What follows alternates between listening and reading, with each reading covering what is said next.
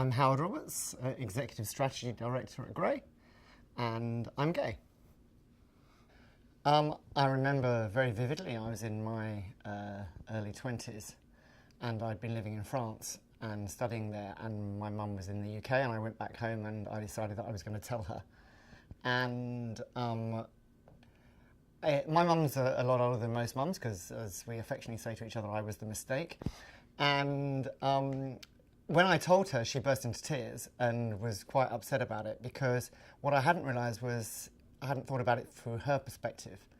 And she was of a generation where it was still illegal to be gay in her lifetime, when people would lose their jobs, people had to hide their identities, hide their lifestyles, and go around leading a double life. And I think what she realised was, in an instant, that she thought, oh my God, he's going to live that kind of lifestyle, and I don't want that for him. Whereas I thought she was upset because I didn't really know why she was upset. I just felt almost annoyed and irritated that she was upset rather than embracing it. And I hadn't thought about it really I hadn't really thought about seeing it through her eyes. I was only seeing it through my eyes. And I think when we talked about it afterwards, and she said, I'm so worried for you because you won't have a normal life. And when I asked her what she meant by that, and she told me all the things that it meant to her and all the associations she had, I suddenly realised that maybe it was a bigger shock to her than I thought it was going to be. I started in advertising in 1990, and I thought advertising was going to be full of lots of gay people, and it turned out that I was the only gay in the village. And it was a very macho era. It was a very boys' club era. I think there was also a real sense of bravado amongst the clients, and I remember very particularly, our client entertaining in those days was often consisted of taking largely male clients, because it was most of the clients were male clients to what they call gentlemen's clubs. And I remember going one afternoon. It was like an afternoon. It was like, why on earth are we going to a gentlemen's club in an afternoon? And so I went along with the account team, and we sat there, and of course we were asked if we all wanted a lap dance, and so all the clients did, of course they did, and so I went along as well. And I remember sitting in a line on a long bench, and there were 6 lap dancers who came along, and 5 of them were sitting on the laps of the clients, and one of them came and sat on my lap, and I said, wow, you've got really smooth legs. And she laughed out loud. She said, oh my God, you must be gay. That's the first time a man has ever said that to me. Usually they ask me if I can take them home and do bad things to them. So we had a moment of laughter between each other, and she said, I should give you the phone number of a very good friend of mine. He works behind the bar at the club. I'm sure he'd be delighted to spend some time with you. And in that moment, the clients all kind of looked at me, and they're like, how come he's having all the fun with the lap dancer and we aren't? And it kind of broke the ice, but it made me realise that there were so many conventions around the way we were expected to behave, and that telling them that I broke those conventions seemed very odd to them. And it was less about the fact that I was gay. I think it was just more of the fact that I wouldn't be fitting in with their view of masculinity and doing the boys' things that they expected boys to do. And yeah, that was kind of funny.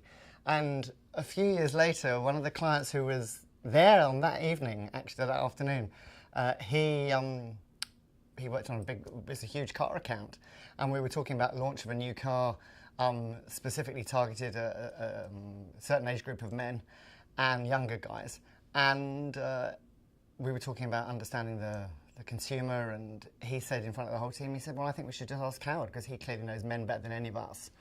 And he meant it in a really endearing way, actually. He said, of course you do.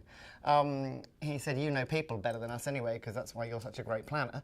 But you have a gift to be able to connect with people in a way that, I don't think straight men do. And it was really weird, because he was such a very straight senior marketing client, and we bonded and became very close, actually, over the years that we worked together. And he came to kind of respect my difference in the way I kind of saw the world and the way I was able to connect with people in a way that he said none of his kind of marketing team could, because they were just straight car guys who didn't really know anything about real men. Yeah, I think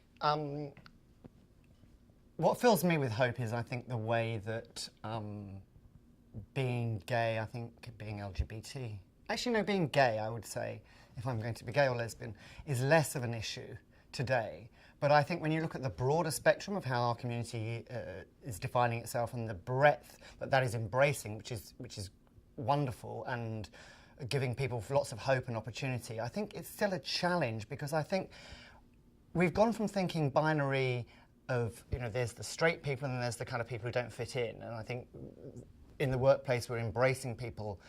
People are understanding that there are gay people and lesbian people, but I think there's still a real challenge for people who have a more fluid description of how they see themselves, perhaps, because I think it doesn't work in people's mind frames. They can't put it in a box. And I think human beings feel comfortable and safe when they can put things in boxes. And I think when it isn't something that isn't easily classifiable, it stretches our boundaries of acceptance, and it demands that we become more tolerant. And I think what I find with people is the more that I just talk to people and explain how I see the world, I don't need to wear a label. I just want you to listen to how I see the world and how I appreciate the world and how I navigate the world. And I think if you could park, my advice would be to think less about the label that you want to wear, think about who you are as a human being and how you want people to accept you as a human being. And don't worry if they feel nervous or anxious about the label, because at the end of the day you want them to look beyond the label and see you. And that's what really matters.